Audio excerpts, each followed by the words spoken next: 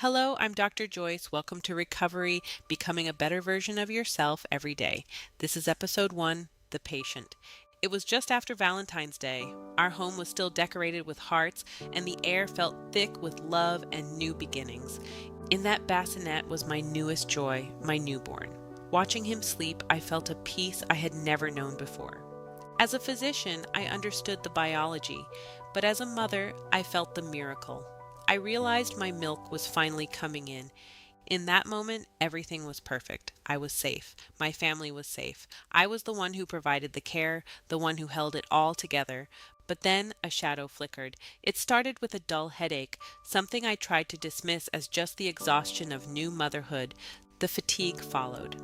Not the usual tiredness, but a heavy, soul-deep exhaustion that made the room feel miles away. I found myself staring at the wall, unable to focus. My mind was drifting into a fog I couldn't navigate. And then the light began to pull away. The safety I had felt just moments before was being replaced by a terrifying void. Time became a fractured concept. Seconds turned into hours, and hours vanished into a gap in my memory I can never fully reclaim.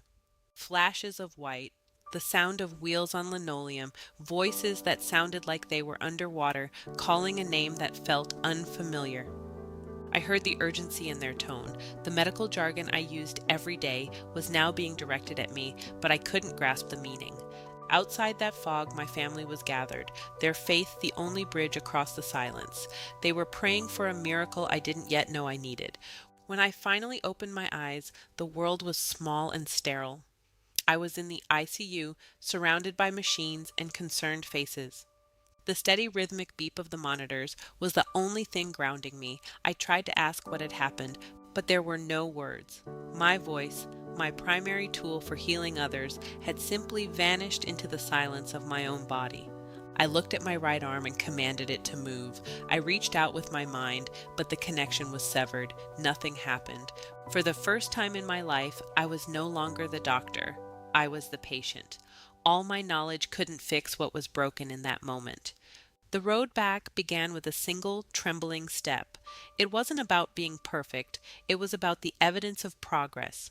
Recovery begins when hope becomes evidence. I'm Dr. Joyce, and this is just the beginning. Thank you for being here with Crave the App.